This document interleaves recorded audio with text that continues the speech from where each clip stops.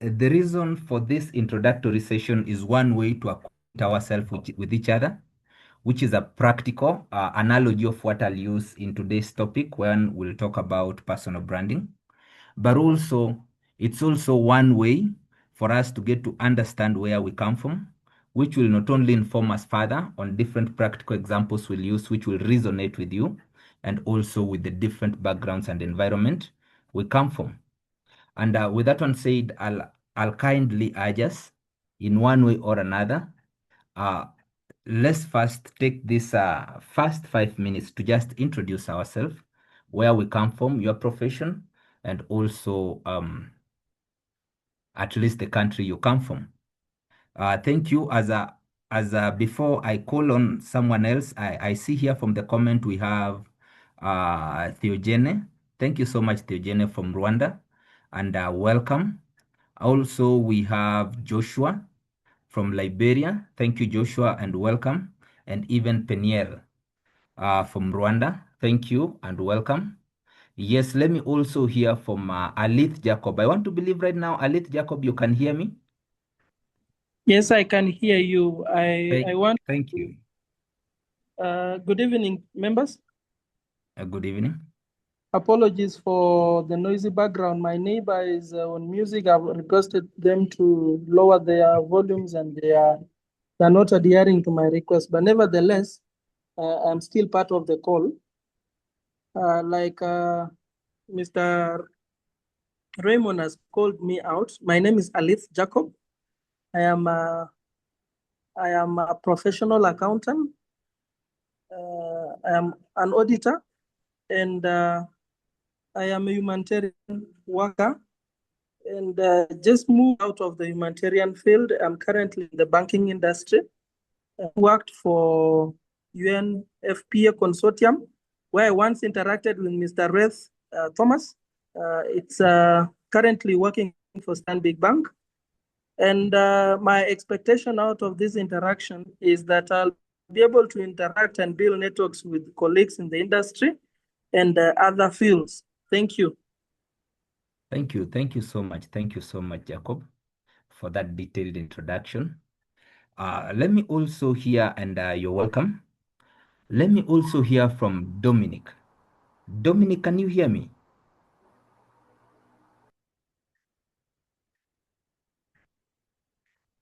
Dominic? Oh, yes, I can hear you. Yes. Kindly introduce yourself now that I've already called you by your name. Thank you so very much. My good names are Dominic Living Wawa. I am connected to you, fellow colleagues from South Sudan. I am a humanitarian worker. I am a child rights defender, and I'm as well an author. I am the founder of Kikiji National Orphanage Center, a home to more than 120 street children. I am so much grateful being part of this platform. I am here to connect and network and as well to learn from other experts. Thank you. And it's my first time, by the way, connecting. Yes, thank you. Thank you. Hello, facilitator. Hello. Yes, Theogene. Is it possible to unmute a video because it's disturbing our network? I'm Theogene from Rwanda. I'm a teacher by profession. I'm a master's degree holder in a curriculum. I have experience in working with different international NGOs such as British Council, USAID Chemonix. Currently, I'm working with partners in health in a training coordination. So what I expect here is to get different skills in terms of grant proposal writing and the other skills about resource mobilization. But also I'm ready to share my experience in terms of training design, training facilitation, even a training evaluation. So as a teacher, I'm more expert in a training, of course. Thank you very much. I'm happy to join you, and I hope I'm going to gain a lot of skills, which is needed in the current global life. Thank you. Thank you. Thank you so much. And you're welcome. And yes, let me also hear from let me call a few. Let me also hear from Joy. Joy SEM, can you hear us?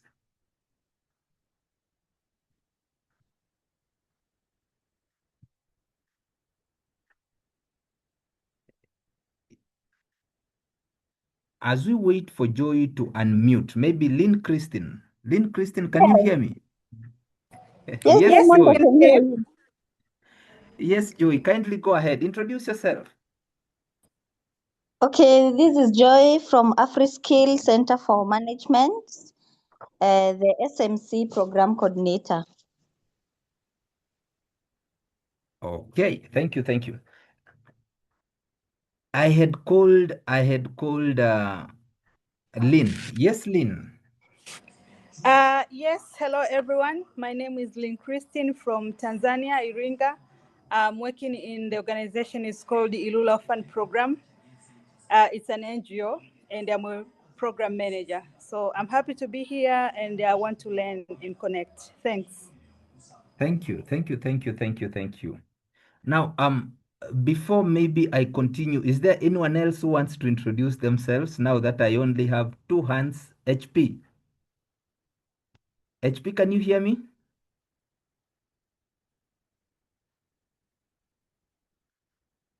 Okay, as we await for HP to unmute. Yes, Ball. Good evening, ladies and gentlemen. My name is Bolgay Fush. I work for Children Affairs Relief Services, currently in South Sudan. Actually, I'm pursuing a bachelor degree in disability studies and special need education. Uh, I'm actually expecting to collaborate with different partners across Africa and beyond. That's all from my side. Thank you so much. Thank you, Ball. Thank you, Ball. Thank you, Ball.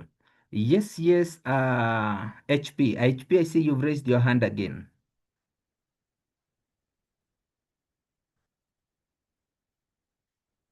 As HP finds the unmute button, yes, Mr. MJ Moses. Okay, HP, you've unmuted. Are you using, if you're using headphones, we can't hear you. Maybe could you try unplug them and then you plug them back in again?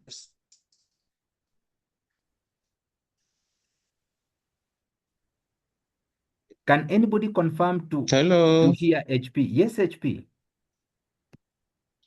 Yes, are you getting me? Yes, we are getting you now. Yeah, very good. So my name indicates there like HP. I'm not HP. Now that's why I've called Yeah, you to maybe tell it's us the name. exactly. Yeah. My name is Simon Kamis. I'm connected from South Sudan in the Unity State bordering Sudan, and I work for a national NGO called Coalition for Humanity, the FSL field. For international organization, to mention a few. I work for GOL. I also work for NPA. I work for CODED. I work for other international. I work for Oxfam Novib, and currently with the Coalition for Humanity in the same field of agriculture. So today, I get connected through Joy. You posted like Afroskill posted, this kind of trainings, on Facebook, and I get connected, and someone also used to direct me. Up until today, I managed to join here.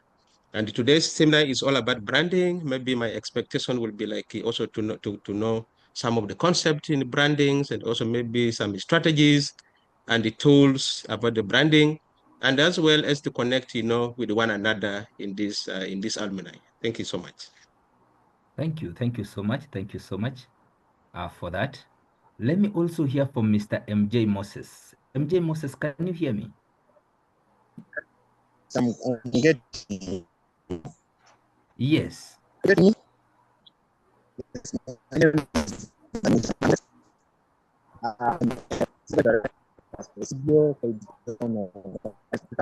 Uganda.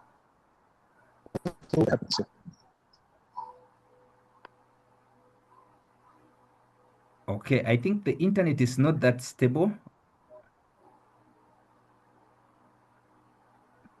But thank you for that. So from the samples I've taken, we do have participants from Nigeria, Sierra Leone, South Sudan, Liberia, Tanzania, Uganda.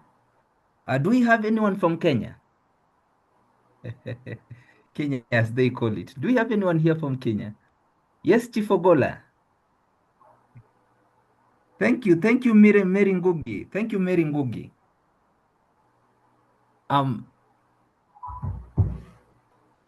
Okay, we do have also Regina from Zambia.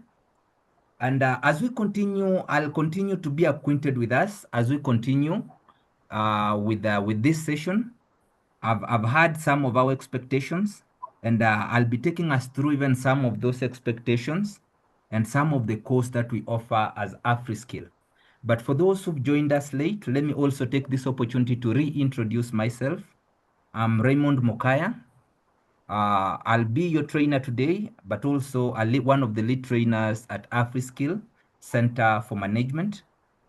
What I bring on board, apart from the facilitation and the training, is over 7 years of professional experience training in different capacities, both at the institutional level and corporate clients, but also academically. I do hold a master's in public health, where I specialized in monitoring and evaluation. I do have a bachelor's degree. I do have around 7 different short humanitarian and leadership courses. But apart from that, also, just to mention but a few, I've worked with different international organizations and institutions, from East Africa Institute of Certified Studies to USAID programs to Compassion International, helping specifically in things to do with proposal writing, monitoring and evaluation, strategic plan development, capacity building, and these are some of the empirical exposure I want to use to get to share a few things in regards to personal branding. Now, here at Afriskill, you see, we've realized the gap. And this being an informational era, why am I calling it an informational era? Lately, we've heard of this name called Gen Z. And the reason as to why I want to use this as an example, it's because one of the strengths and the weakness of the people called Gen Z is their exposure to information. So you can have a set of people who are knowledgeable, but they're not wise. What do I mean? You can have the knowledge, but you don't have the know-how mechanism on how to convert that knowledge towards measurable impacts. And this in itself founded the need to develop or register an institution that isn't here just to impact knowledge to us, but to turn this knowledge into impacts, into problems solved across Africa. But then, with that one said, we do offer a series of trainings, empowerment, and programs. These include monitoring and evaluation, resource mobilization, proposal development, senior management, project management, training of trainers, public speaking, practical accounting, supervisory skills, strategic leadership, SPSS, and even advanced Excel. And why am I mentioning this? It's because one of the reasons I wanted to know some of our expectations, it's because I know there are some of us who are here because of resource mobilization and proposal writing and development. There are some of us who are here because of monitoring and evaluation. Others might be here because of project management, communication Sorry, when it comes to facilitator. public Sorry. speaking. Yes. Hello. Yeah, you are explaining serious things. I don't know whether we will have such slides because some of us are not getting you well with the problem of network. Are we lucky to get such slides or just to follow serious? I'm on the car going home from job. Sorry. Thank you, Theo. Thank you. It's okay. Thank you. Thank you. Now, you've given us two options. One is, are we supposed to listen seriously or we'll get the slides later? Now, let me start by saying kindly let's listen seriously. But also afterwards, the recording and the slides will be shared with us for reference. I want to believe that's okay, Theo. Yeah. Thank you. Thank you, thank you, thank you, thank you.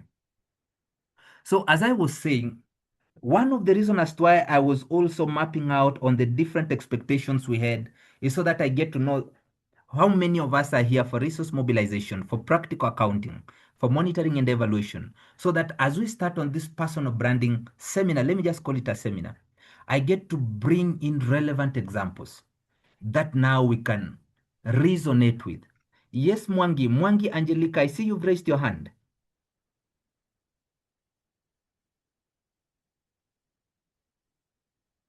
Yes, I'm a Kenyan. You asked whether there's a Kenyan here. I'm a Kenyan, but working in Thank you, Mwangi. Cameroon. Thank you, Mwangi. So you are a Kenyan working in Cameroon. You'll give us two examples when we'll start talking of different analogies. But thank you so much, Mwangi, and you're welcome. So as I was saying, this being some of the programs that we offer, Afriskill has we have prints, let me just call them prints, fingerprints, blueprints in different countries we've worked with or we've worked in regards to training, corporate consultancy. And these countries include Kenya, Uganda. We've been in Uganda, in Tanzania, Rwanda, South Sudan, Liberia, Ghana, up to Cameroon. And that's why I started by mentioning how many of us maybe somehow we've interacted with, because I've seen some familiar names. And I invite you again and again, because that means in one way or another, you liked our prior engagement. And that's why you've chosen to come and even hone your skills further. Be it was first in monitoring and evaluation, and now you are rejoining us also to hone your skill in resource mobilization, in supervisory skill. We invite you and we welcome you again, and we say thank you for trusting us. Now, with that one said, let me share something. Let me share something.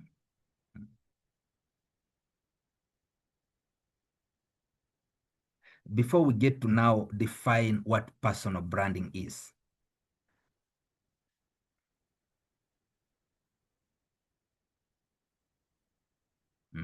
Just a minute, just a minute. Yes, I've shared a picture. I've shared a picture with us. Kindly let some of us confirm if this picture is visible. Yes. Visible. It's visible. Thank you. Now, from this picture, what can you tell about this person? If, for example, let's say you know this person, what can you tell about this person? Let me hear maybe 5 or 6 responses. From this picture, what can you tell about this person? Yes, Moses. Yes, Ogola. Go ahead, Ogola. Is a former president of the. Thank you. So number one, the one thing we can say, this is a former president of the US. What else can you say about this person? Let's get around 5 to 10 different description of this image. Dominic, you want to say something? Yes, Dominic, go ahead. Oh, this is Barack Obama, the black African who ruled the United States of America. Yes, this is Barack Obama, the black African who ruled the United States of America. I also hear Josh saying that this is Mr. Obama and he has shut one eye. Also, I see, kindly, let me also call you Samsung. Samsung SM, kindly, you've raised your hand. What can you tell about this person?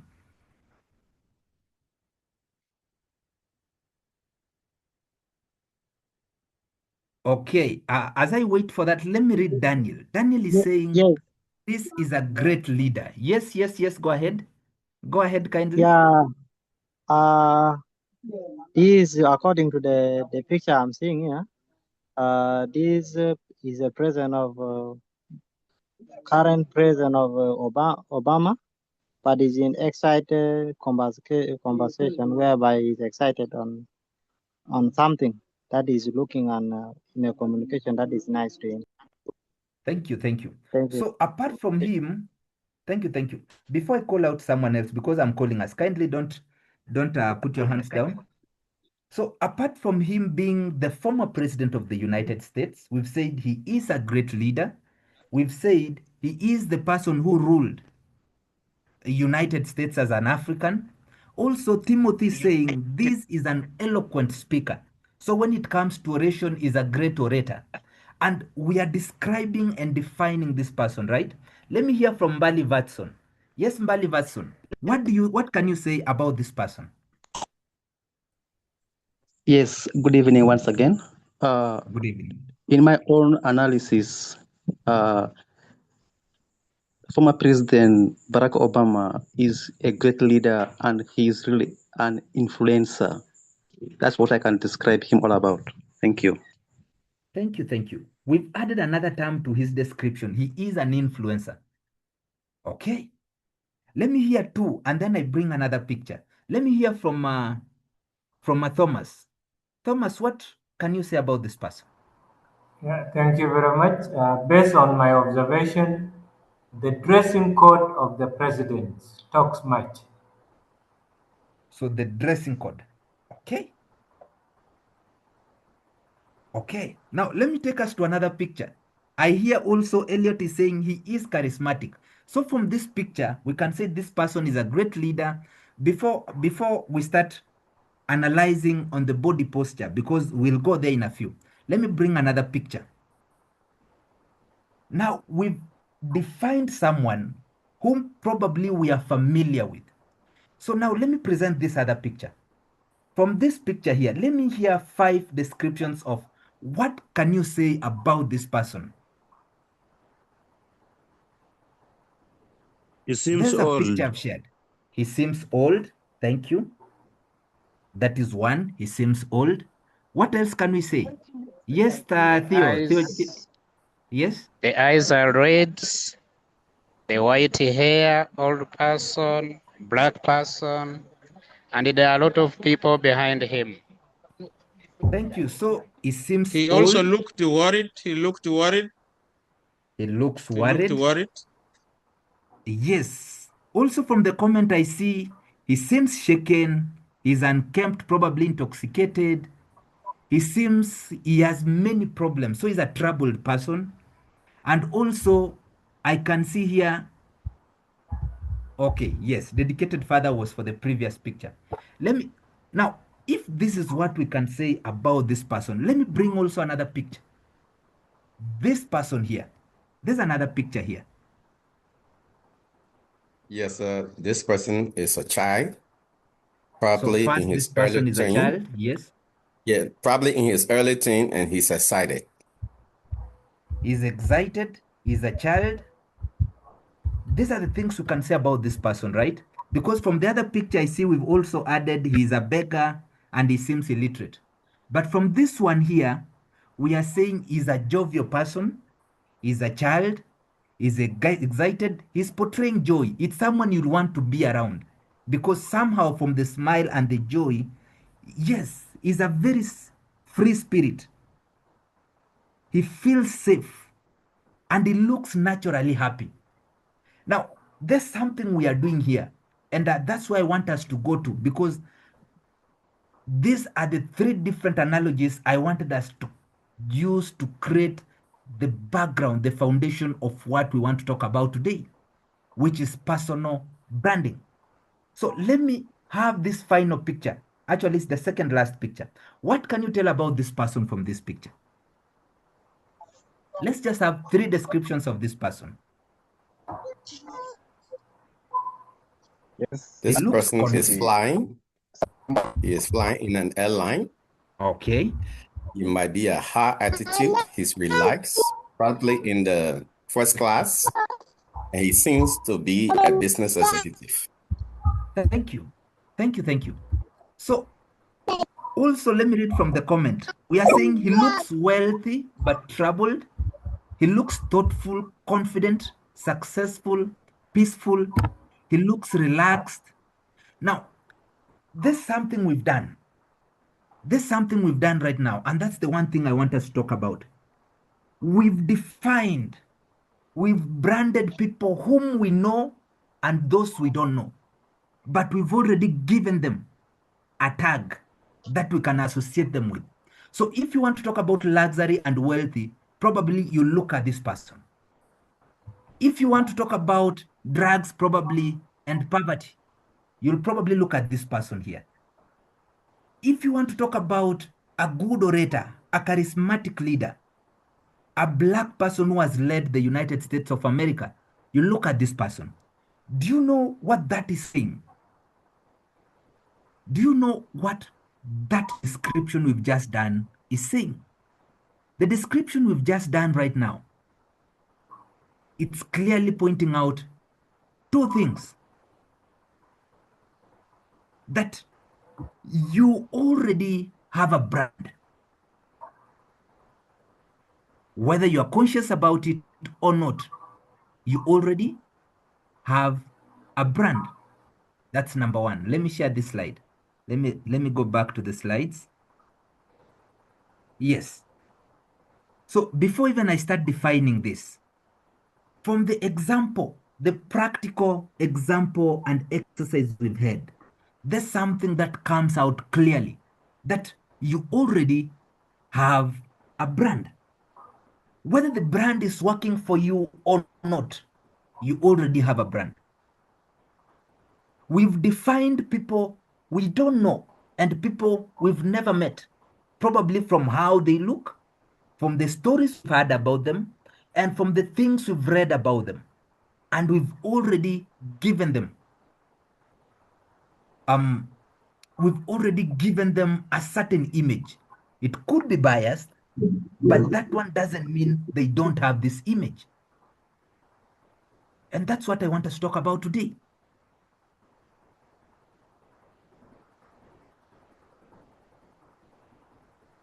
Yes, Theogen. Yes, the slides will be shared kindly. The slides will be shared. So don't be worried about that. So what am I saying? Branding is more of what do other people think about you, not what do you think about yourself. For example, if we ask that person we've said looks intoxicated, if we ask that person, tell us who are you?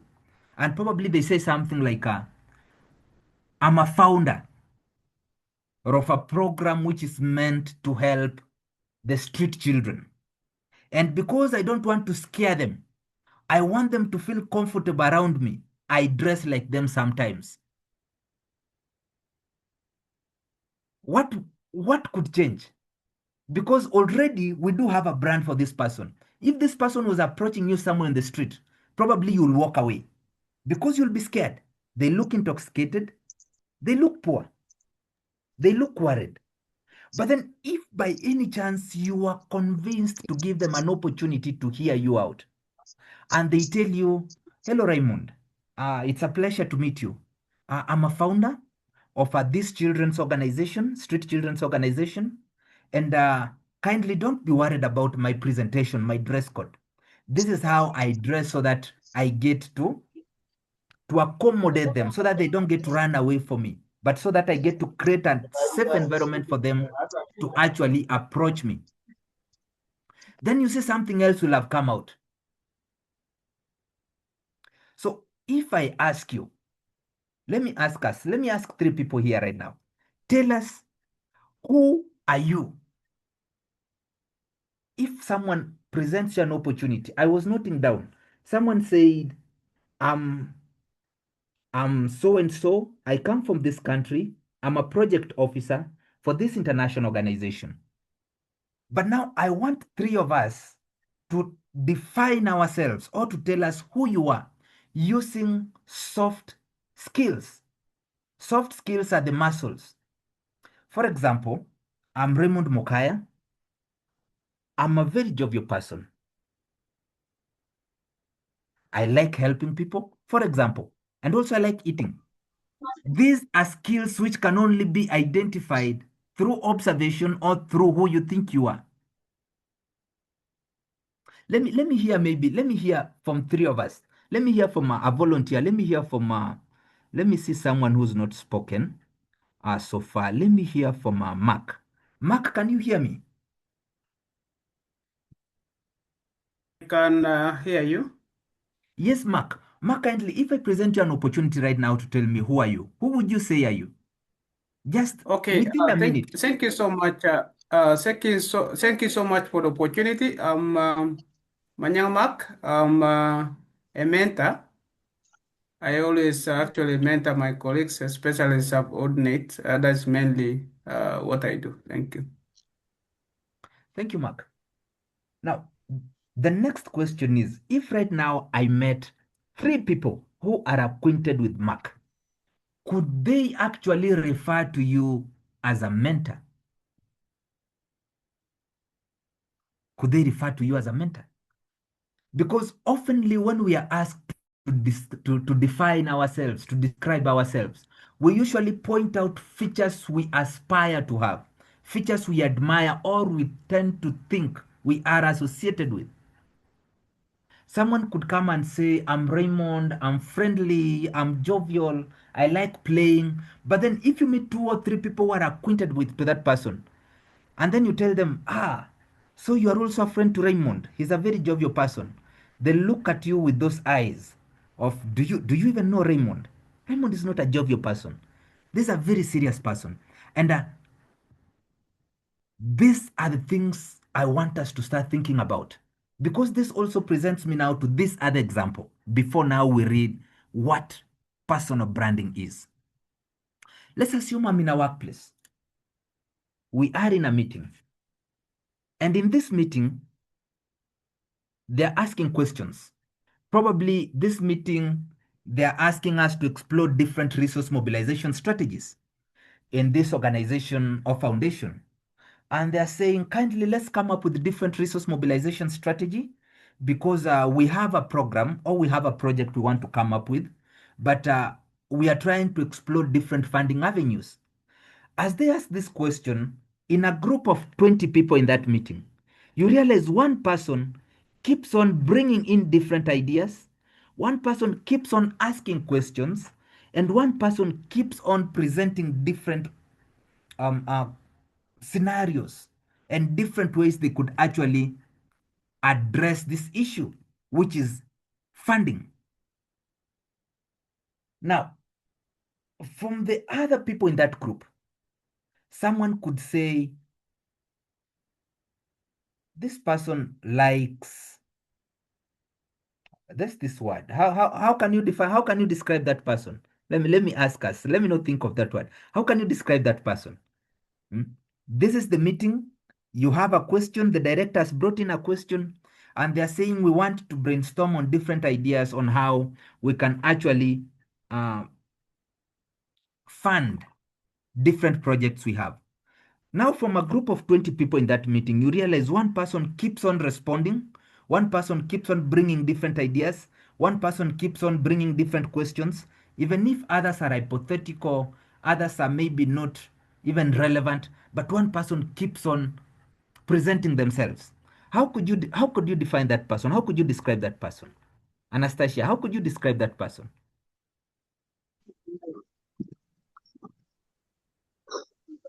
So hello. Yes, hello, Dr. Aloysius. Yes, Aloysius. How could you describe that person? Are you there? Yes, I can hear you.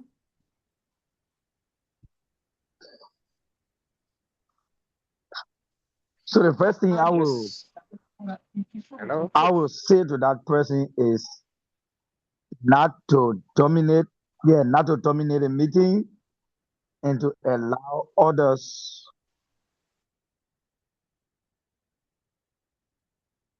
Yes. Hello. So you'll ask that person to stop dominating the meeting and to allow others. Okay, let me hear from Theogene. Kindly, I don't know whether I'm pronouncing it right. No problem. It's a francophone name. It's Theogene. No problem. So for me, I can Yes. How describe could you him describe as that person? someone. I can describe him as someone who like to learn and also like to share the ideas, but I can advise or I can take the opportunity to use him to convince the other people or to talk to the other people. Yeah, on aspects that I did not convince them. Yeah, I can use him. I can use him or her. Thank you. Thank you, Theogene. Let me also hear from Mbali. Mbali Vaston, how can you describe that person? Thank you very much for the chance. If I were to describe such a kind of passion, in a congregation of 20, only one person dominating, I can simply conclude that he is a hyperdatic, a person who has a lot of data on what we are discussing. Thank you. Thank you. Thank you. Let me also read these few comments before now I tell us something about that. So someone could say this person is very inquisitive. Also, someone could say this person is outspoken, that's why he's speaking a lot. Others could say this person is very eager to learn and get skills, that's why they keep on asking. So others also could say this is a good researcher. Probably this person is open-minded, he's diverse in thought, he's a self-starter. But remember, not everyone will look at it that positively. Others will feel like you are others will look at this. Allow me to just call this behavior or somehow obsequious, and they'll say you are probably this word ingratiated. That is in Kiswahili. For those who know Kiswahili, kujipendekeza. That is, you like presenting yourself first. You like showcasing. It's like kissing up on someone. And as others will look up to you and say you are the right person to actually bring forth the ideas they want. Others will say you are a monologuer. Thank you. Others will say you are talkaholic. But in real scenario, if the director was to pick a team lead from this group of 20 people to lead the team in coming up with different ideas on how to resource mobilize, on how to diversify their funding approach, who do you think they'll probably go for to be the team leader? Yes, Hamadu, who do you think they'll go for?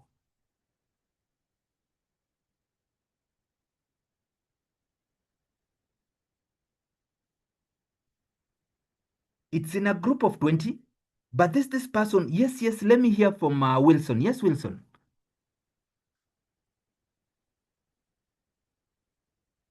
Yes, Wilson, kindly unmute.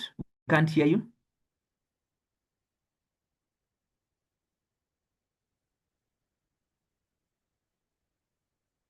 Okay, as Wilson is trying to, yes, we can hear you now.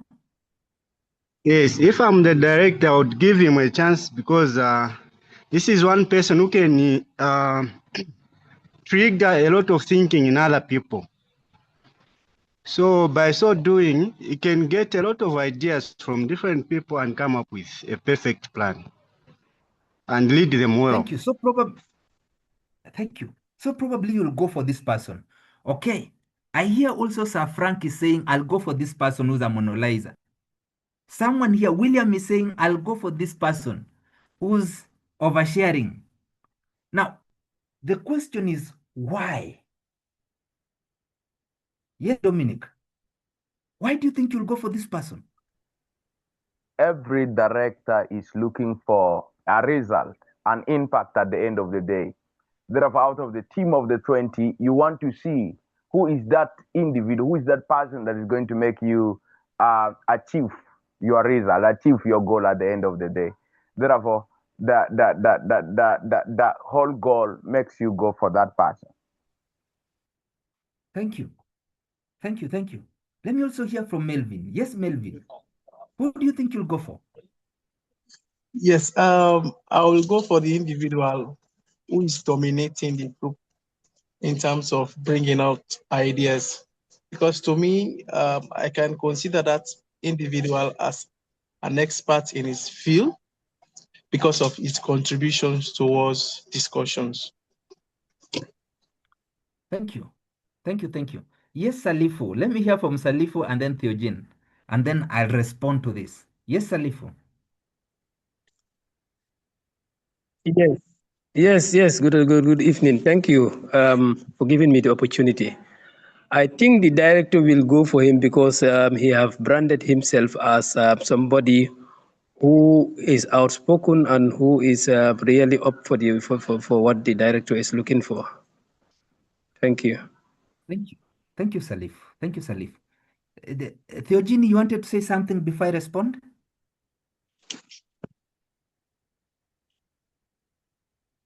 Okay. Let me read a few comments here. So I hear a lot of people here are saying they'll go for this person because he looks knowledgeable and has skills in this field. He looks influential. He looks good to everyone. And just to mention on a few of the things we'll cover, for those who will do senior management, there's something we'll talk about which you'll get to see later.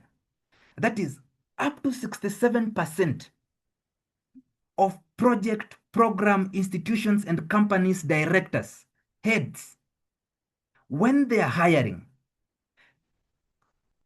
67% of the people hired are people who've mastered the soft skills. Soft skills is the presentation. Soft skill is the interpersonal. Soft skill is the communication. And why am I mentioning this? It's out of this person's presentation that has given or guided this director to want to choose him or her to become the team lead. So during this presentation, probably this person was self-branding. And out of that self-branding, this person has been rewarded with an opportunity. But in that group of 20, probably this person is the least learned. Because if we were looking at education, probably we could have asked, who has a PhD? Who has a doctorate in resource mobilization here? Who has over 30 years or 20 years of experience in funding here? Who has a track record of successfully facilitating different funding projects or programs here? But the director didn't look at that. They looked at the soft skill. Meaning this person, during that meeting, the one thing this person did was self-brand themselves. And even if these people were to be asked, these 20, these other 19 people, even if they were to be asked to choose, whom would they prefer to be their team lead? You will be so surprised, even those with the far more qualifications, they might vote for this one person to lead them. Because probably on the way this person was presenting, it was showing that this is a person who could accommodate them, who could actually instigate a discussion between them, who could not only make them feel inferior, but also who could accommodate their also ideas. And everything I'm trying to mention right now is the reason, is what necessitates the personal branding. And by the end of this, around 30-40 minutes remaining, we'll get to look at how can we come up with an action plan on how we can personally brand ourselves. And to use another example, a friend of mine was complaining to me. This friend of mine has done journalism as a course from one of the best universities here in Kenya. But then he was saying, how can I get a job in journalism if you look at almost every radio station and TV station, they are picking TikTok, YouTube, Facebook, trending individuals, irrespective of whether they did journalism or not. These are the people who are taken to become TV hosts, to become radio hosts. And they were asking, how can I get a job? Because you go to this radio station, you realize this person was trending because of A, B, C, and D. Soon, they were called for a certain TV or radio station to be a co-host in a certain program. And And this is what I'm talking about. This person branded themselves without the qualification. As much as the qualification is necessary, we look at how it plays a vital role. But the branding is the engine. As much as the qualification is vital, the qualification is the fuel, but branding is the engine. You can have the right fuel, but without the engine, you can't be noticed. That's why someone could say, I've been working here for 15 years. I've never gotten a promotion, yet I'm very competent, very qualified. Someone came the other day. They've been here for only 6 months. They've been promoted to become a supervisor. It's because this person showcased good soft skills. They branded themselves as that person who can lead. They branded themselves as that person who can resolve conflict. They branded themselves as that person who can create a safe environment where you can come in when you have a problem. They've branded themselves as those people who have solutions. And that's why in different organizations, you realize something. That 10 people could be doing one project, but then one person could be presenting this project. And at the end of the presentation, this one person could get the credit of 10 people. And if there's an opportunity for promotion, probably the director won't consider the 9 people who worked in that project. They'll say, pick Raymond. We've seen Raymond's work. What does that mean? That means this person branded themselves. And that's why now let's look at what is this personal branding? Because this personal branding is what influences, is what positions you to that opportunity. It's what influences the next decision to that next door that you're supposed to walk into. Yes, I see, Theogene, you've raised your hand. Is this the previous hand or you have a question? Yes, sir. I just want to make an input It's a related to previous what you one. are It's a just. previous one, not current. Thank you, Josh. Sorry. Thank you, Josh. Yes, thank you, Josh. Yes, Theogene. Theogene, continue. I was saying it's a previous hands, not Okay. current. Okay. Thank you, Theogene. Yes, Josh. Josh, you are saying something. Yes, Josh. Josh, say something. Yes, Josh, you are saying something? relative to what you have just said about Yes. personal branding. I had similar situation with a brother from Kenya. You know, I've been in Nairobi for about 3 or so times. It's a beautiful place to be. I love it. And we are working as CSO. I'm the program coordinator for my institution, and we met at this seminar in the Nairobi, and he took interest in me. And what happened is that we won grant for this. Sorry, just a minute. Sorry. Can you hear me? Continue. Yes, I Yes, can hear so you. we Thank you. won Continue. grant together from this granting agency. But as we went on, I've been winning grant for almost 3 years from this entity. The following 2 years or so, the brother could not win.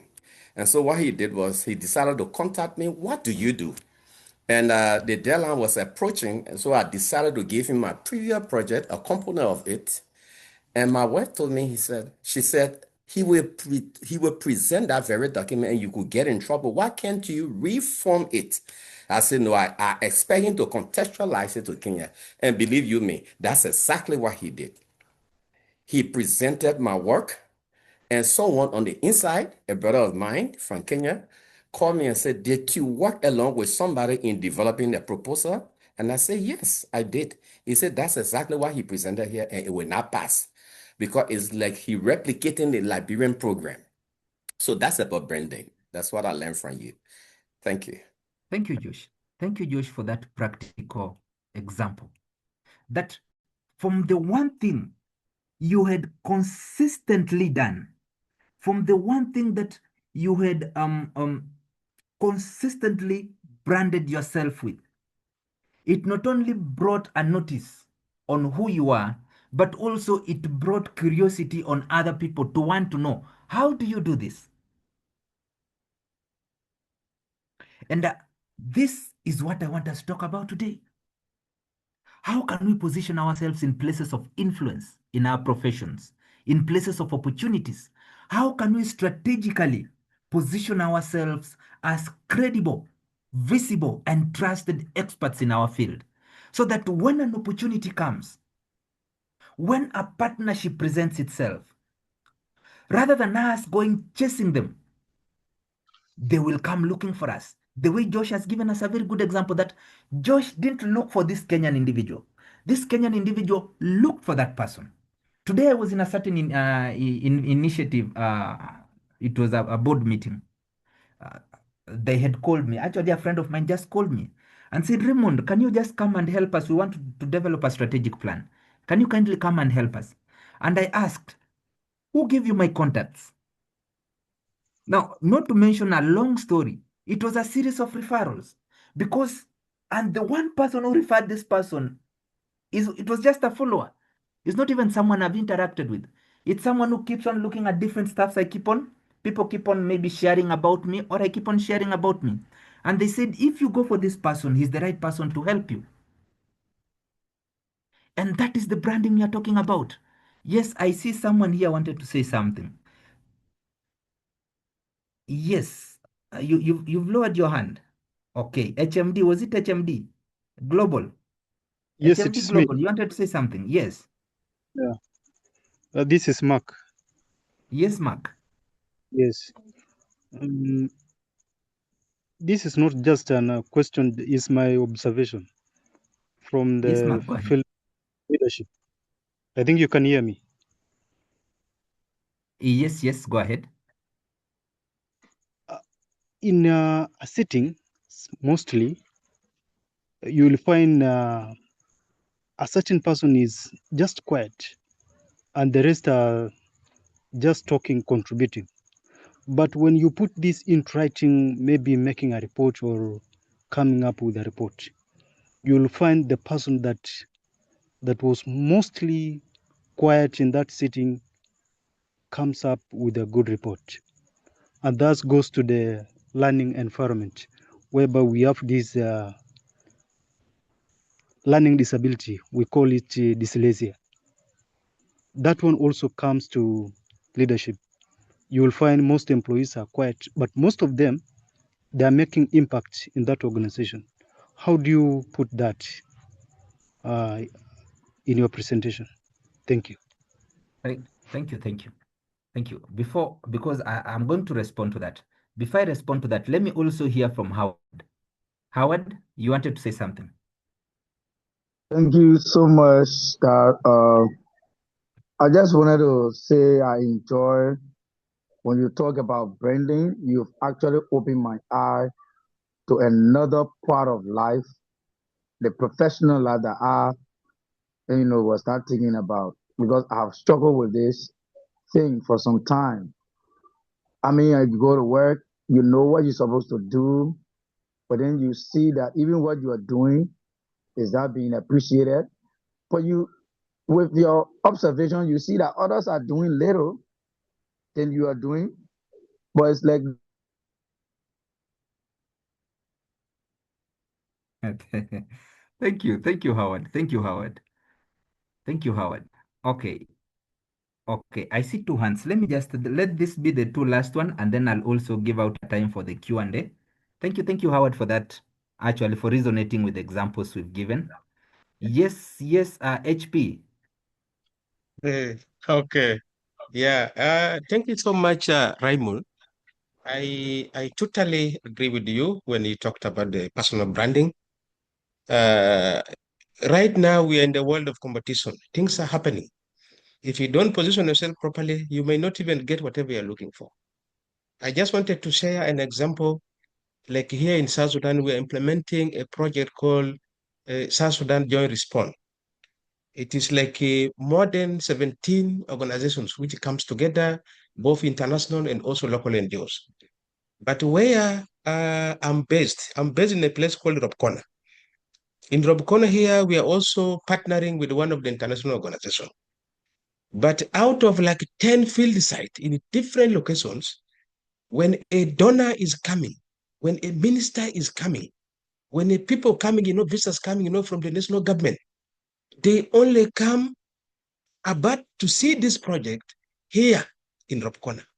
If EU delegations are coming, they only come to where we. because we normally implement a project of a resilient program where we introduce things to do with rising in this flooding area. And the rise does well in Unity State. You see, it is a flooded area whereby even the lead partner, they are very happy. You know, sometimes even if I wanted to go like for leave, they say, no, don't go. Don't go. First wait, we have visitors to come. We have donors are coming. It can even give for us an opportunity. So meaning when I just like now look the way you are explaining about personal branding, whatever you do, it adds value to the organization and also it opens for you the way. So today I'm really convinced about the personal branding. Thank you so much. That is my submission. Thank you so much for that actually practical experience and also confirming that it resonates with you. So I had also this, I had Samsung, but allow me have Mawa Zakaria, and then as we continue, I'll also be giving out opportunity for us to respond. Yes, Zakaria Mawa. Yes, thank you. I'm really happy to be part of this. This is what I've been looking for. It's a good capacity building actually. So I'm called by name Mawa Zakaria. I'm a co-founder and managing director of one of the refugee-led organizations in Uganda in one of the biggest refugee settlements in Africa called Bidi Refugee Settlement. I don't know if you guys are across them. Based on my experience about personal branding and influence, we keep on sharing our stories and our impact, and it inspires many partners and many donors, more especially UNHCR and some international organizations. So when we share our stories, it attracts these funders. They feel like any program which they are bringing, they want our projects, our organization to be done to run. More especially like UNHCR in Uganda. Whenever they have some interventions, like if their donors are coming, they first look for us and they come to interact with us that their donors are coming and you need to present their impact. And the major thing which they wanted, they need my presence because what I present, it connects to the story and it connects to the impact which you have created.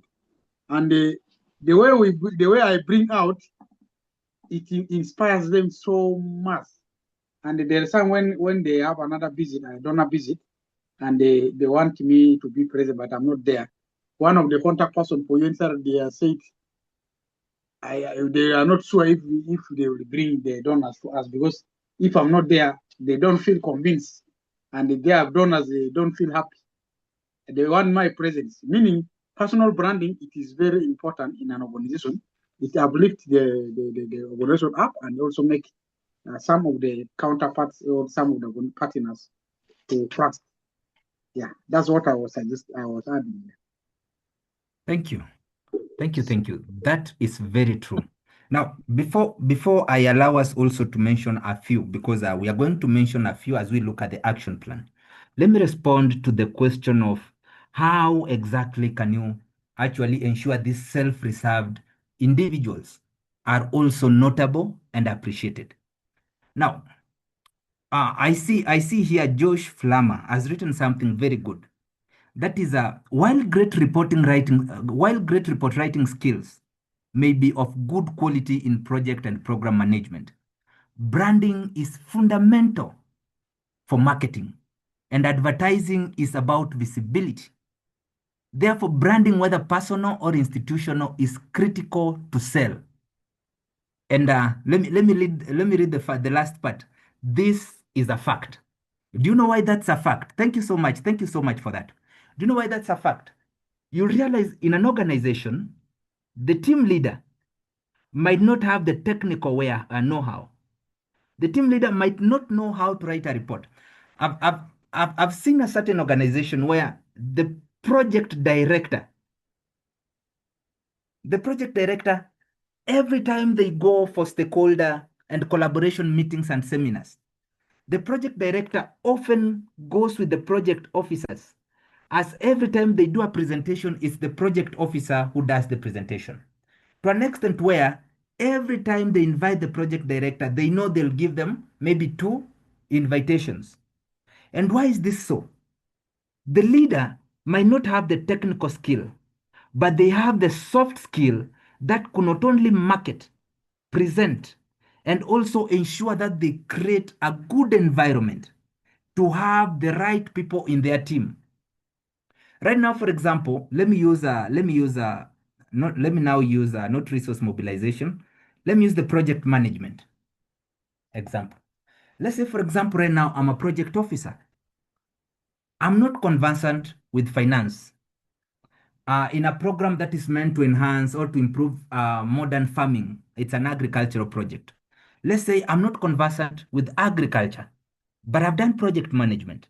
I'm not conversant with finance, but I've done project management.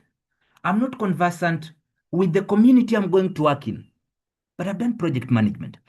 But the reason as to why I was selected to become a project officer, for example, in this organization, it's because during maybe the interview or during a certain meeting or forum, I presented the know-how on how I can bring in different skill sets. People who are good in report writing, people who are good in, for example, now we are talking of the technical skills, in monitoring and evaluation, people who are good in accounting and bookkeeping. I can bring them together and market this organization and sell this program ideas to the community. So you can have someone who's self-reserved. And these people who are self-reserved oftenly are the ones who could hear that I've been here for the past 15 years. Their work is very paramount, but they've not yet been identified to the position of leadership, because the one person you want to choose to become a leader is not the person who has the technical know-how alone. It's the person who 63% of their skills is they've mastered the soft skills, the leadership skills, the conflict resolution skills, the communication skills, the team leading and team building skills. And these are the things we will talk about if we continue. But also, you might not have the skills, but how can you brand yourself so that when the technical position comes, you'll be the right person to be identified?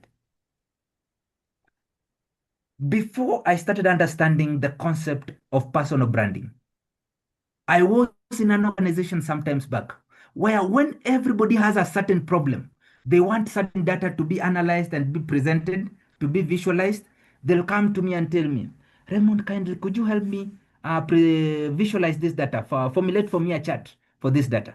They want a monitoring and evaluation plan. They'll come to me and tell me, Raymond, could you help me develop a monitoring and evaluation plan? They want something to be done.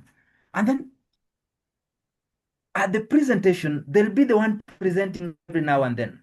These are our achievements. These are the key performance indicators we realized.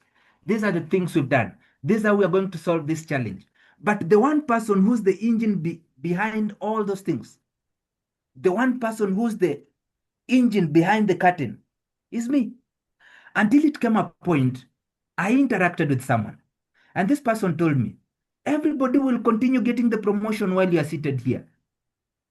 You need to find a way to also showcase, because these people who are coming to you, they know you have this talent. But the one person you're presenting to, who's the project director, doesn't know, because the project director rarely interacts with you. The project director interacts with them. In the meetings, the project director asks them, what have you resolved? Asks them, what have you managed to achieve?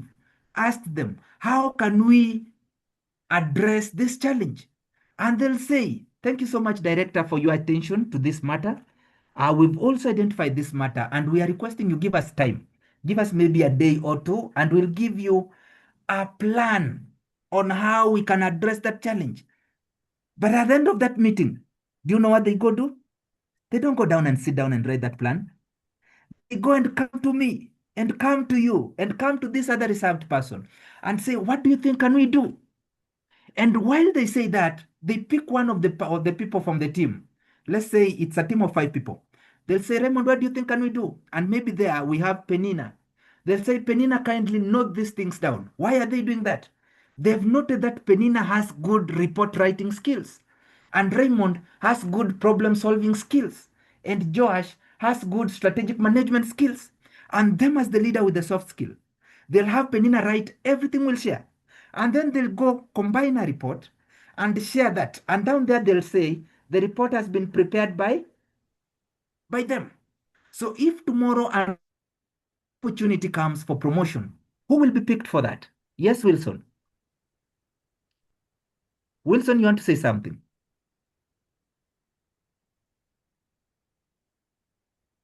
And I differentiate this with being a team player because someone is saying then you're supposed to withhold other information in your team.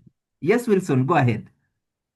Yes, in a case where, just a question, sorry. In a case whereby maybe you're in a meeting and maybe you're afraid of speaking, maybe because you know that you're not outspoken, so to say, but you really want to contribute something. How do you overcome that fear so that you are able to position yourself? How do you position yourself for an opportunity if you are that kind of a person? So, Thank you. Thank you. Thank you, Wilson. Thank you, Wilson. I'll respond to that. It's in our next slides as we continue. Let me also hear from Rhea Thomas. Yes, Rhea Thomas. Thank you very much for the insight. I think with the personal branding, sometimes it does not bring out the lower staff skills because you realize that maybe, as you stated earlier, maybe the report has been coming from a long distance, maybe from the junior staff, but the person presenting it at the higher level is maybe the director or the project manager, but the real content of that information is from the junior staff. Sometimes if you do not have this way of making sure that everybody is surface, you realize that you are missing out the important or the skilled personnel at your organization. So in this regard, sometimes you need to bring up the staff side that they present themselves so that you will know who is really competent in his work or in her work. So sometimes we only at management you realize people are aiming at who is the senior person, not knowing that maybe the information that present and also bring resources to the organization depend on this junior staff. Thank you. Thank you. Thank you. Thank you. Thank you, Thomas. Thank you, Thomas. That is very true. Let me also hear from Techno K17. Hello. Yes, Yes, go my ahead. name is Anthony Kenye. Yes. Yeah, I really like the topic. The personal branding is a very interesting topic. And my question is, I'm going to speak on almost the same as my previous colleague has just said. For example, if the person behind or the engine behind all the success or the person providing the knowledge to the other person who is going to present is a junior staff, and then it is that I mean the junior staff is the one providing to the senior staff, but the senior staff is the one who is going to shine at the end of the day because every information that is going to be presented is going to be his. But then I'm looking at the situation whereby the senior staff who is being helped by the junior staff, at the end of the day, will feel some kind of, when a promotion wants to come, maybe to be given to this junior staff, the senior staff may likely fear his position as well, that it may be taken because he doesn't have the skills, and the skills that he's using comes from the junior staff. The senior staff will be fearing that. Don't you think that will also bring conflict of management within the same organization? Thank you, Anthony. And now let me respond to this as I respond to these others. Branding, you don't brand yourself for promotion. You brand yourself for identity. What do I mean by that? From the onset, the one value that you'll retain consistently. From the onset, the one service that people will know you with and know you are credible about, that will become your brand. whether there's a room for promotion or not. What do I mean? Right now, if we are in a room and then I keep on raising questions, I keep on maybe consulting A, B, C, and D, and then they pick me to become the team lead. None of us knew that they wanted to pick a team lead. But the one thing they've known me about is I'm outspoken. Now, let's look for that one who's not outspoken. From the onset, they know if you want anything to do with the data analysis, go to Anthony. Because the brand you've created is, I'm the master of data analysis. I'm the expert when it comes to data analysis. And we look at the avenues that you'll use to brand yourself. It doesn't have to be verbally when we talk of outspoken. There are different avenues you can use to present yourself and brand yourself. And just to mention this, let me use even my personal testimony. How at one given point, I got to become one of the seniors in USID in my country. I had only worked with USID for around 3 months on different key issues, part-time, where they get to call you for consultancy part-time on key issues. And this one day, when I was called in, it was a meeting, a stakeholders meeting. I didn't know that there were USID international representations in that room. And as they were raising issues to do with strategic planning, how they can address different challenges which are hindering them from attaining their key performance indicators, and they were asking the room now to participate as the stakeholders, what do we think can be done? And I wasn't that outspoken. Actually, I'll tell you, for the first 10, 15, 20 minutes, I wasn't saying anything. But then the facilitator pointed at me and said, you look like you have something to say. What do you think about this issue? This country has a target of enrolling 45,000 beneficiaries to the program. But right now we are halfway to the financial year. They've not even met the quarter target of enrolling. And then I just said, have they assessed their, for example, the existing linkage points for enrollment? Where do these people go? Have they partnered with the right target audience, target population, target institutions? And from my presentation, I left. But remember, this was an organization that had my information because I've been working with them part-time. 3 months later, I received a phone call. And someone said, are we talking to Raymond? I said, yes. We got your contact from this organization. We met you from this organization. We've interacted with you. And actually, we want to invite you for a certain a meeting. And that's how I was onboarded. What do we mean by this example? Is personal branding. You don't brand yourself for promotion. You brand yourself for identity. How do you brand yourself for identity? Look at that workplace you are. Every time you have a conflict, there's that one person you go to, and you've realized it's not just you, even your colleagues. There's that one person they try to go to and confide in. What does it mean? It means that person has branded themselves as the safe zone, as the good conflict resolution expert, whether it's by profession or by passion. Look at your workplace. Every time you have an issue, let's say to do with IT, computer, there's someone you go to, you tell them, kindly help me fix this Excel. Kindly help me fix this document. And you've realized it's not just you. Almost every other person in that workplace, they go to him. What does it mean? That person has branded themselves. Even you as an individual, get to look at yourself. Every time there's something, maybe there's a certain problem, there's something people, they tend to come to you. I'll tell you an example.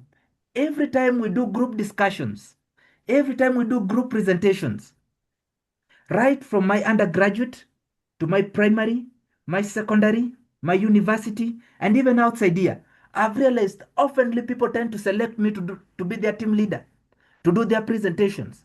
And that in itself is where someone told me, do you know you already have a brand, Raymond? Why can't you now harness that brand you already have and maximize on it? And that's where I started now. I said, so I can become a good facilitator. So I can become a good trainer. So I can become a good mobilizer. So I can become a good mentor. So I can become a good empowerment trainer. What am I saying? The brand was already there. And now the brand opened the doors. The brand was already there, and now the brand opened the doors. So what do you do so that you don't find yourself in a place where you are in constant conflict with your supervisors? What can you do? The one thing you can do is from the onset. From the onset, you need to define yourself. Just a minute, just a minute.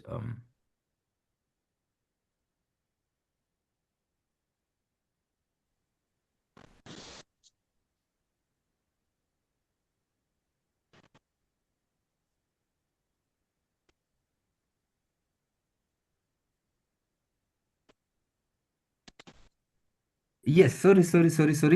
As I was saying, and I see Jonathan has said it, that personal branding is now you getting to define yourself before you allow other people to define you. And the best way to do that is now the way I want us now, the next slide I want us to look at. But let me read this slide very fast. That competence doesn't equal to opportunity. That just because you have the technical competence, just because you have the qualifications, it doesn't equal to opportunity. Let me give a very good example. I saw someone somewhere who chose to hug a tree for 74 hours to showcase their love for environment. And the one thing the world, and they took the Guinness Book of Record, and the one thing the world defined them by was these are the people who love nature. These are the people who love environment.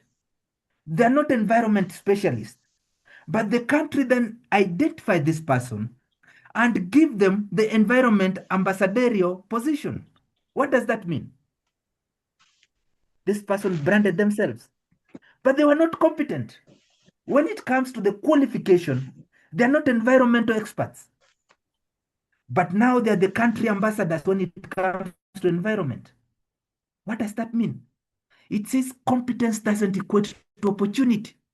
You have to ensure you are visible, because visibility shapes the perception of other people towards you and later informs the decision they make in your absentia. That's when they call you, they say, we've seen this. That's when they identify you for different opportunities. And that's how opportunities chase you instead of you chasing those opportunities. By the perception you've given these people about yourself through your visibility. We are going to look at these avenues people are going to use to ensure they are visible. So many professionals believe that if they are good in what they do, then opportunities will come. And we are saying, no, you might be good in what you do, but if nobody knows, the opportunity won't come. You'll be the technical analyst in that office for 10 years.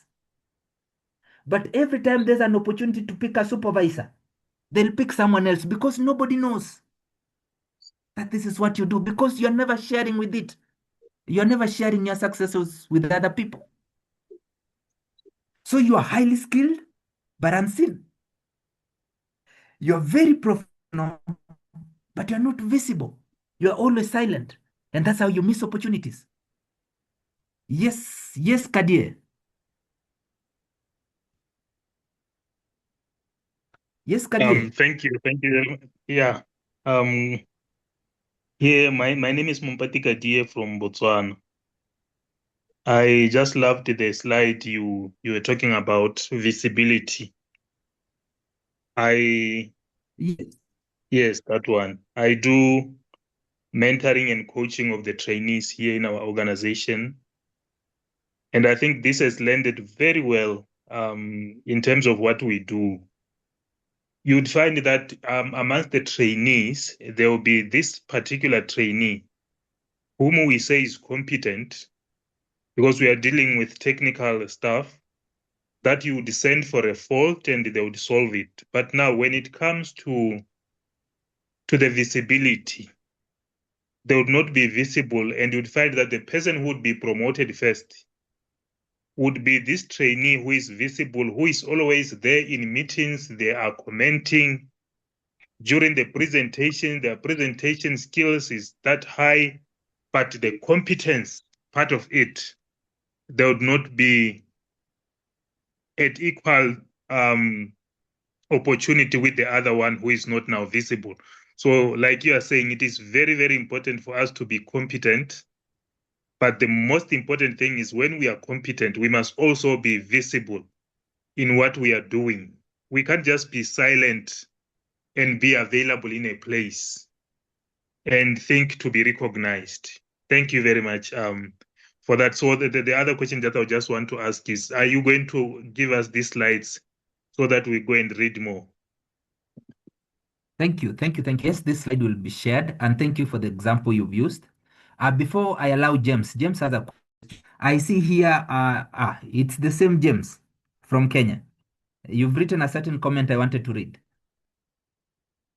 Is it the same, James? Okay. Yes, it is the same. Okay, let me read this. James has said something which is true, that first he branded himself. And out of the branding, he got a promotion. He became a supervisor. But then after the promotion, the colleagues don't listen to him because they still continue treating him as one of the colleagues within the same level. And now he's asking, how can I handle this? I've already branded myself. It has won me a promotion. But my colleagues, if I want to be careful, they might lead to me losing my promotion because they are not listening to me.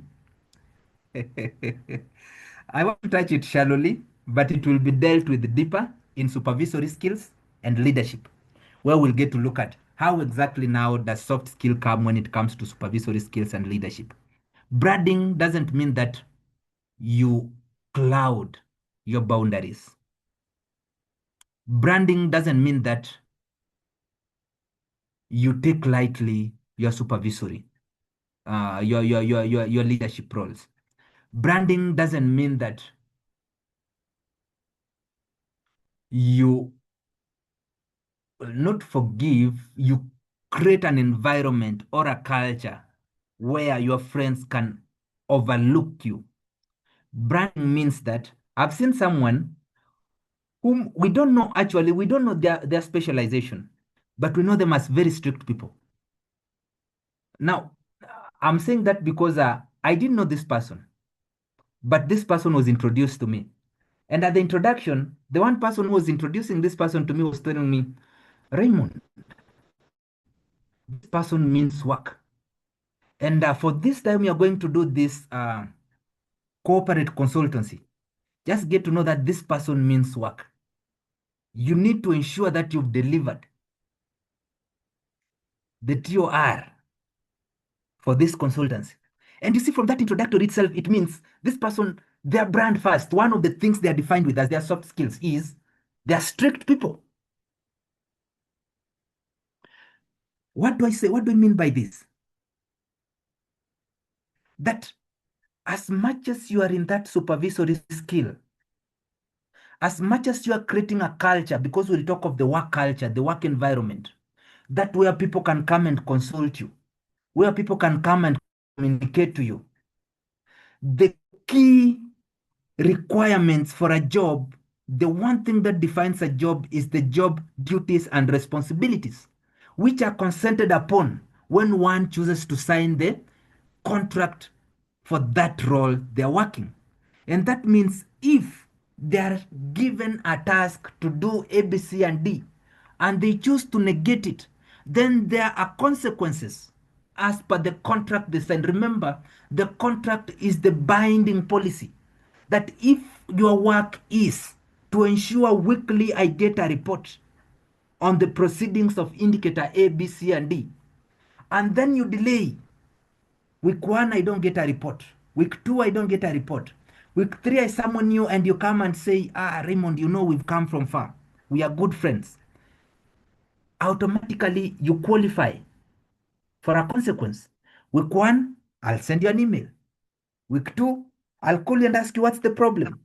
Week 3, I'll send you to the human resource, because if you won't do your work, then you'll cost me my job. I don't know whether it's making sense, James.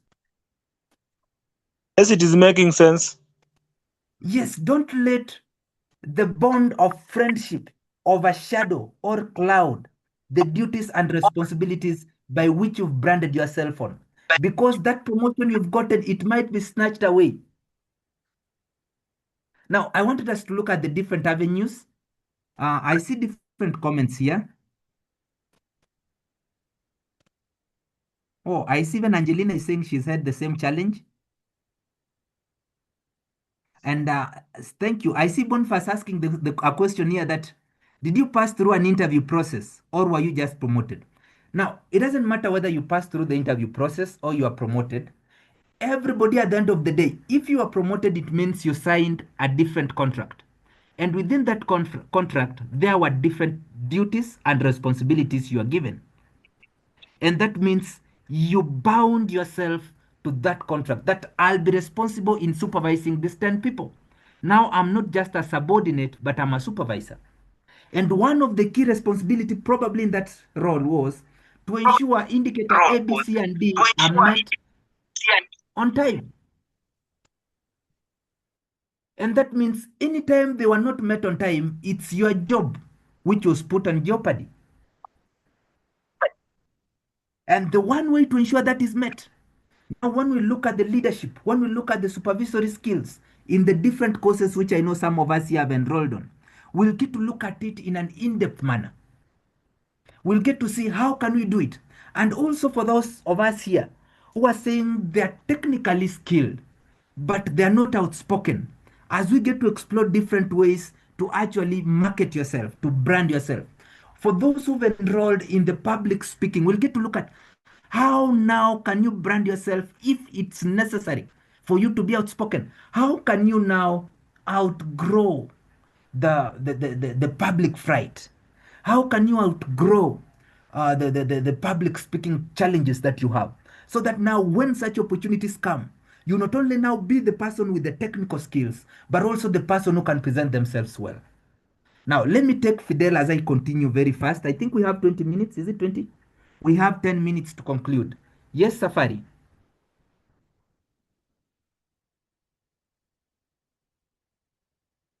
Yes, Safari. Fidele, you can unmute. You've not unmuted. Okay. Yes, Theogene. Theogene, kindly, I see you've raised your hand.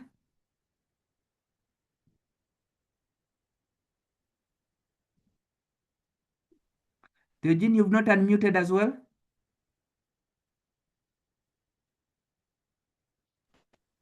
Hello. Hello. Are you getting me? Are you getting Okay. me? Yes, yes.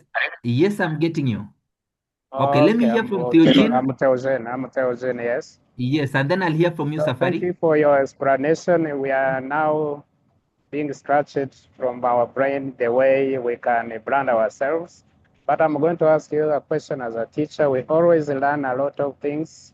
And as we know, learning does not finish from platforms like this or from classroom.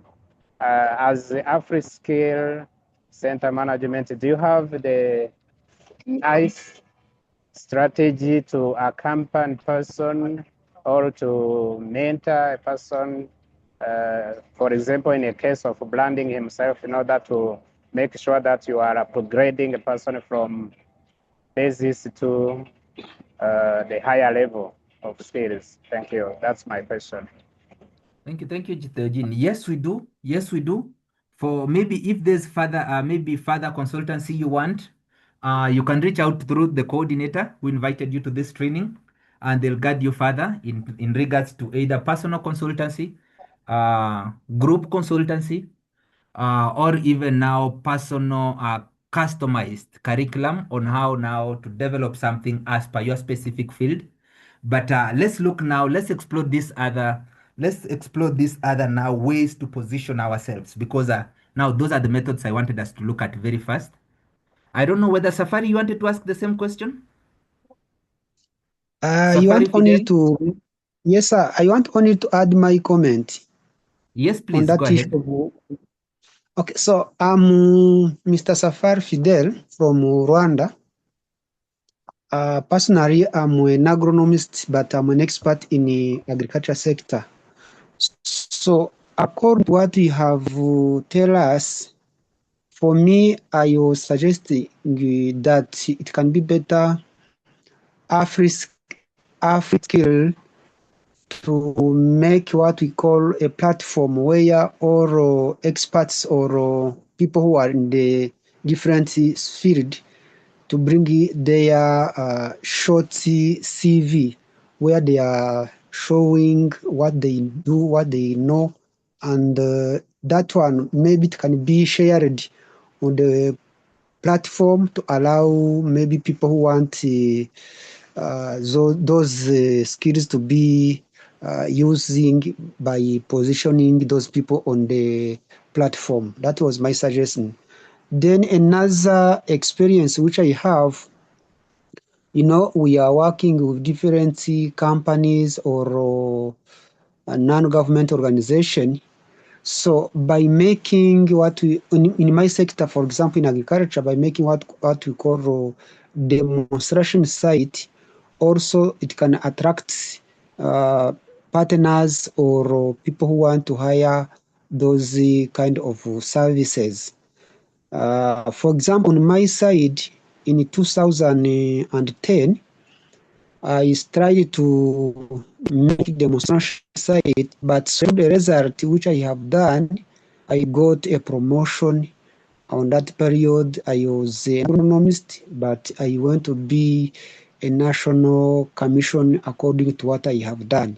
So even today, we are in the field as the expert in agriculture, but many people, we are doing agriculture the way we do it without knowing what we are looking as the final result.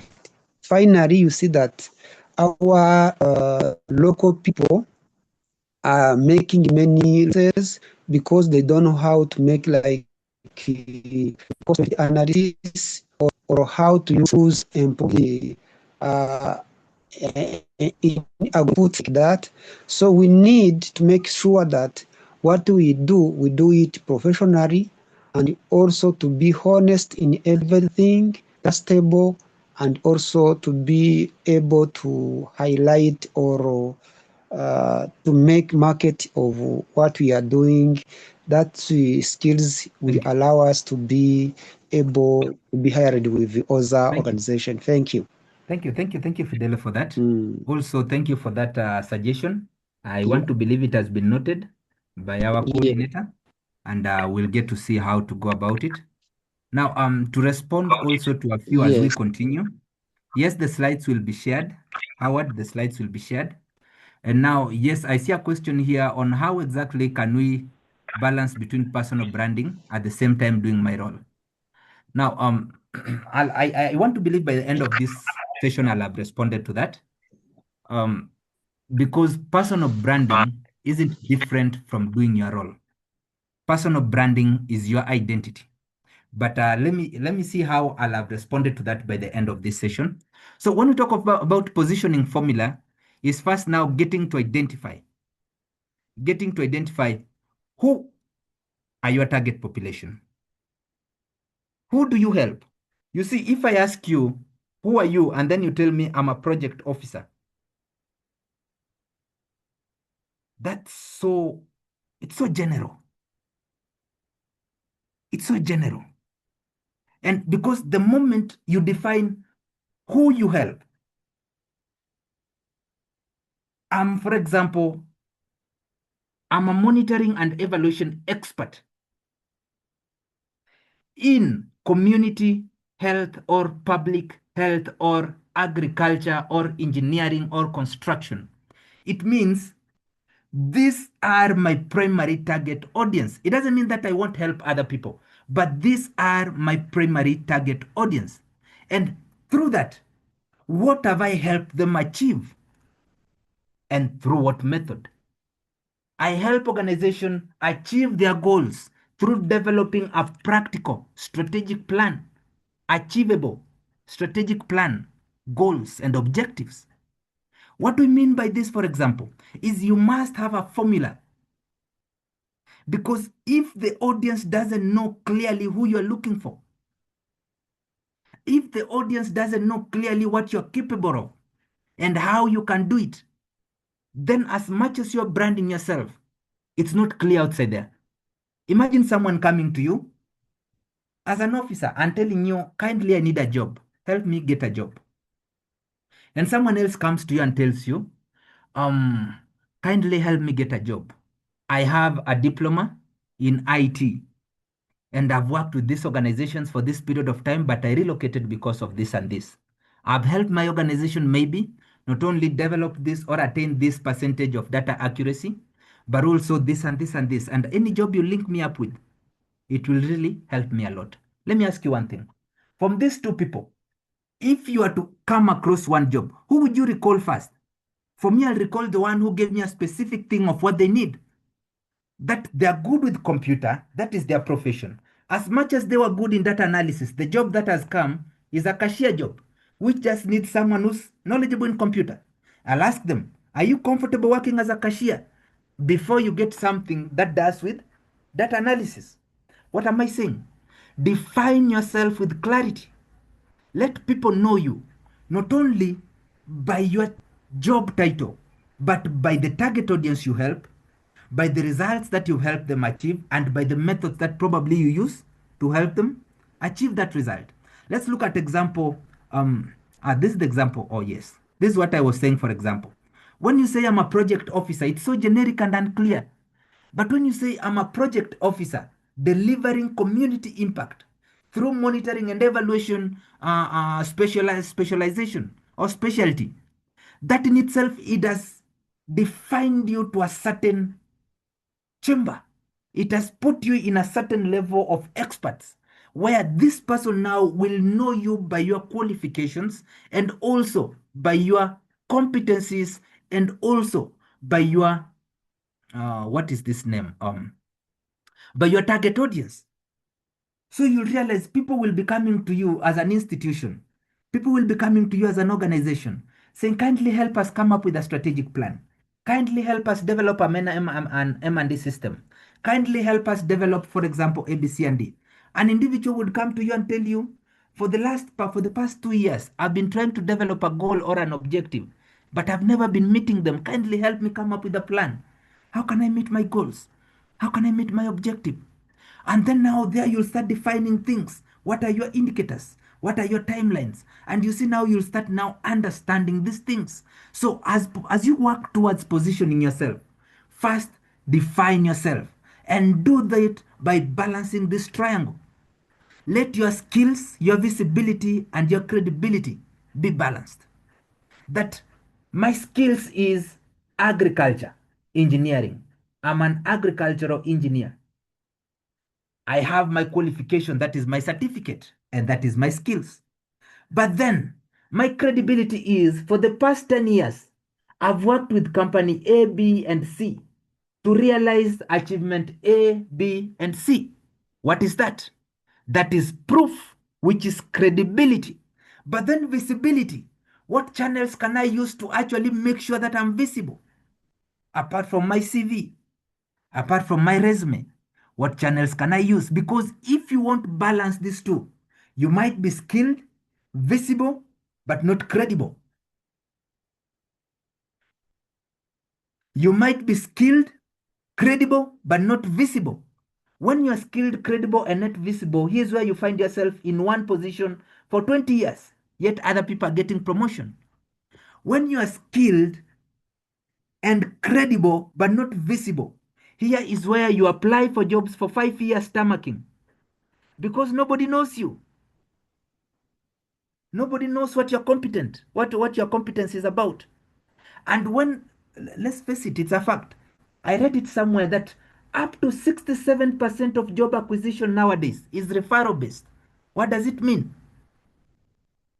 In philosophy, we say it's either 9 or a 6.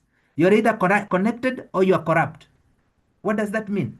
If 67% of job acquisition is referral based, it means these people, they are referred because of their visibility, or they are snatched, they are poached the way I was poached because of their visibility. That as much as 10 people are called for an interview, 3 people are already known. And these 3 people are going to put the bar so high for these 7 people who are to be interviewed. Because subconsciously the interviewers are already biased. They want to look at these 3 people whom they know. So you have to find a balance between this triangle of authority. That how can you be visible, skilled, and credible? Credibility is having a proof. Skills is having the qualification. And visibility is making sure the target audience sees you. And now, with that one said, these are some of the channels. Look at LinkedIn. I tend to look at LinkedIn more than just a resume platform, because a LinkedIn is a professional networking site where you need to have a strong headline. Raymond Mokaya, monitoring and evaluation specialist. Felix Kim, accounting specialist, human resource specialist. What headline are you having? So that when the recruiter is out there looking, from your headline itself, they could get to know who you are. And then now get to have a summary with key statements that define your profession and your achievements. Get to use these key strategic keywords so that even through this LinkedIn social platform, the right agencies, the right recruitment individuals and personnels, they can get to meet you. Yes, say I'm Michael Freeman, an agricultural consultant, but you can even go and be very specific. What aspect of agriculture? In agriculture, we have several aspects. Is it livestock, for example? Is it a veterinary? Is it livestock, for example? Or is it crops, for example? All those things. This is how you brand yourself. Let people get to know you before they meet you. Now, let's explore these social, for example, social platforms like Facebook. Profile. Can I look at your profile picture and say something about you? Can I look at your profile picture and say you can be a leader? You see, we judged someone from the first pictures I presented and we said, this person probably is intoxicated. This person probably is poor. This person probably is worried. This person is suffering from the picture that we saw. The same way we judge that person is the same way we are judged by the people we don't know, but the people who hold the keys to our next promotion, to our next opportunities, to our next collaboration. And that means the way we've judged them, now it's about time we now to do the self, we call it introspective discussion. Ask yourself, how are you presenting yourself so that you can't be judged that way again? And we saw another picture and we said, this person looks wealthy. This person looks confident. This person looks jovial. Can somebody look at the way you present yourself in these platforms and get to know you before they know you? Before they read your CV? Now, what stories do we share? Today, I'm sharing this. Tomorrow, I'm sharing that. Can someone, for example, and that's why nowadays you see, if there are people here who are applying for jobs, nowadays organizations, they ask for your URL, for your social media. You are applying for a job, someone can testify, and they tell you, paste your Facebook URL, paste your LinkedIn URL, paste your YouTube or TikTok or Twitter URL. What are they looking for? They're looking for your brand. Can someone confirm whether you've ever interacted with that? That you're applying for a job and then you realize they're asking for your social media? Yes, thank you so much. Thank you so much. And these are the things we are talking about. These are the things we are talking about when it comes to branding. Which success stories are you sharing? Which professional stories are you sharing? I'm a teacher. What am I sharing? You go to, for example, you go to a certain someone's page, you see they're talking of how to actively facilitate, maybe let's say, for example, a workshop, how to actively engage, how to engage people in that workshop, challenges that you can meet. These are the things they're sharing. And it means from their timeline, you get now to build this trust. You see, someone can trust even before they meet you. They could say this person is well experienced when it comes to facilitation. This person is well experienced when it comes to agriculture. This person is well experienced when it comes to data analysis, visualization, and presentation. Through the way you've presented yourself, and that is marketing. Remember all the things I've said. Nowhere have I mentioned the verbal presentation. This is the you now getting to use the existing lines, channels, medias to market yourself and brand yourself. Now, as you do it, it's also important you get also to adhere to the art of consistency. Consistency is key. You might be clear, you might be professional, but then you're not consistent. Today, I'm writing about how to mentor children who've undergone trauma in a children rescue center. And then tomorrow, I'm writing about politics.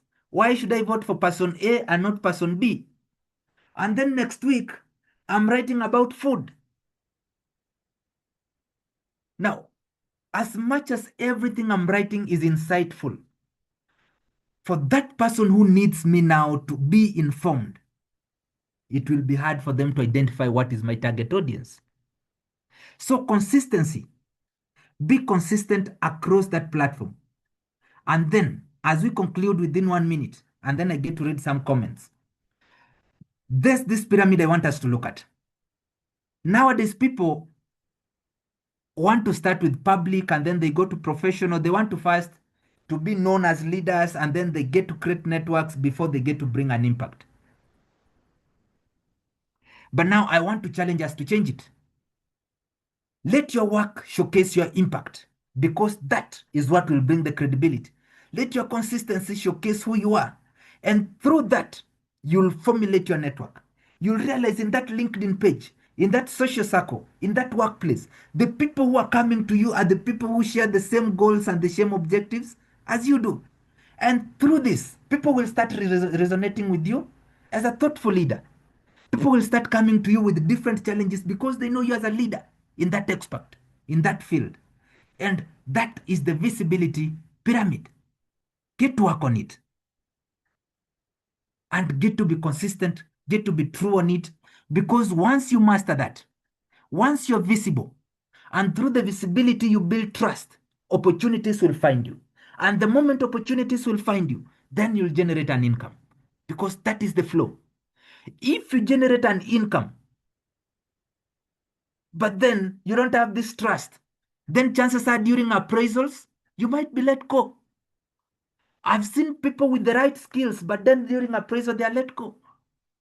You are very well knowledgeable, but then people don't trust you to deliver that work because your consistency. Today you deliver right, tomorrow you deliver wrong. And then during appraisal, they release you, a person with a PhD, a person with a master's, a person with a degree, a person with a diploma, and they bring someone whom they can trust because of their consistency. So work on your visibility, brand yourself, because your brand will build the trust. And this trust will help you win opportunities, which will eventually help you get that income which you want. And those are the things I've already talked about in consistency, of exposure, posting without strategy, posting everything, lack of clarity, not having to know what exactly you're posting, but just posting for the sake of it, getting to address every problem in that workplace, not knowing what is your field of specialty. If your field is conflict resolution, then you're right. But if your field is project management, then get to know how to go about it. And we'll get to look at it now as we continue. For those who will be doing project management, for those who will be doing leadership, for those who will be doing senior management, we'll get to look at them now and then we'll get to know them even further.